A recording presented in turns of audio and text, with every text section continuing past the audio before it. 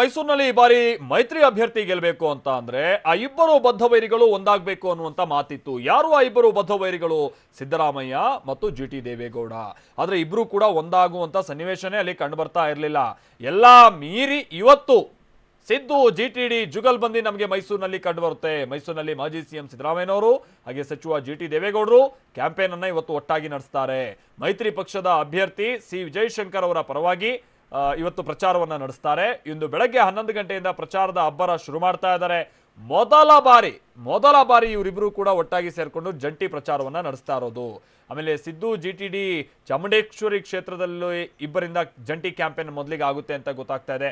ಯಾವ ಚಾಮುಂಡೇಶ್ವರಿ ಕ್ಷೇತ್ರದಲ್ಲಿ ಆಗಿನ ಮುಖ್ಯಮಂತ್ರಿ ಆಗಿದ್ದಂಥ ಸಿದ್ದರಾಮಯ್ಯನವರನ್ನ ಮಣಿಸುವಂತ ನಿಟ್ಟಿನಲ್ಲಿ ಬಹಳ ಅಬ್ಬರದ ಪ್ರಚಾರ, ಬಹಳ ವಾಕ್ಸಮರಗಳು, ಬಹಳ ಮಾತಿಗೆ ಮಾತು, ಏಟಿಗೆ ಏಟು ಅನ್ನುವಂಥ ಎದುರೇಟೆಲ್ಲ ನಡೆದಿತ್ತಲ್ಲ, ಅದೇ ಕ್ಷೇತ್ರದಲ್ಲಿ ಇವತ್ತು ಜಂಟಿಯಾಗಿ ಇಬ್ರು ಕೂಡ ಮತಯಾಚನೆ ಮಾಡ್ತಾ ಇದ್ದಾರೆ.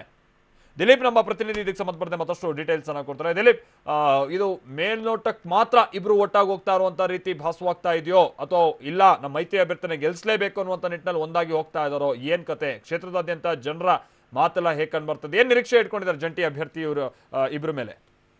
ಖಂಡಿತವಾಗ್ಲೂ ಮಲ್ತೇಶ್, ಏನು ಅಂತಂದ್ರೆ ಕಳೆದ ವಿಧಾನಸಭಾ ಚುನಾವಣೆಯಲ್ಲಿ ಇಬ್ರು ಜಿದ್ದಾಜಿದ್ದಿಗೆ ನಿಂತು ಒಬ್ಬರ ಪರ ವಿರೋಧವಾಗಿ ಮತಯಾಚನೆ ಮಾಡ್ತಾ ಇದ್ರು. ಆದ್ರೆ ಇವತ್ತು ಲೋಕಸಭಾ ಚುನಾವಣೆ ವಿಚಾರವಾಗಿ ಇಬ್ರು ಕೂಡ ಒಟ್ಟಾಗಿ ಒಂದು ರೀತಿಯಲ್ಲಿ ಪ್ರಚಾರ ಮಾಡ್ಲಿಕ್ಕೆ ಮುಂದಾಗಿರುವಂತದ್ದು. ಈಗ ಜಂಟಿಯಾಗಿ ಜಿಟಿ ದೇವೇಗೌಡರು ಮತ್ತೆ ಸಿದ್ದರಾಮಯ್ಯನವರು ಒಟ್ಟಾಗಿ ಪ್ರಚಾರ ಮಾಡ್ತಾ ಇದ್ದಾರೆ. ಈಗಾಗಲೇ 2 ದಿನ ಹಿಂದೆ ಅಷ್ಟೇ ಜಿಟಿಡಿ ಮತ್ತೆ ಸಿದ್ದರಾಮಯ್ಯನವರ ಪುತ್ರರು ಒಟ್ಟಿಗೆ ಪ್ರಚಾರ ನಡೆಸಿದ್ರು. ಈಗ ಇವರಿಬ್ರು ಪ್ರಚಾರ ನಡೆಸ್ತಾ ಇರುವಂತದ್ದು. ಆದ್ರೆ ಮತದಾರನ ಒಲವು ಹೇಗಿದೆ ಅನ್ನೋದು ಕೂಡ ಸಾಕಷ್ಟು ಕುತೂಹಲ ಕೆಡಿಸಿರುವುದು. ಯಾವ ರೀತಿ ಇವರಿಬ್ರು ಹೋದ ನಂತರ ಟ್ರೆಂಡ್ ಚೇಂಜ್ ಆಗುತ್ತೆ ಅನ್ನೋದು ಕೂಡ ಸಾಕಷ್ಟು ಕುತೂಹಲ ಇರತಕ್ಕಂಥದ್ದು. ಯಾಕಂತಂದ್ರೆ ಎರಡೂ ಪಕ್ಷದ ಕಾರ್ಯಕರ್ತರು ಈಗಲೂ ಕೂಡ ಒಂದಾಗಿಲ್ಲ.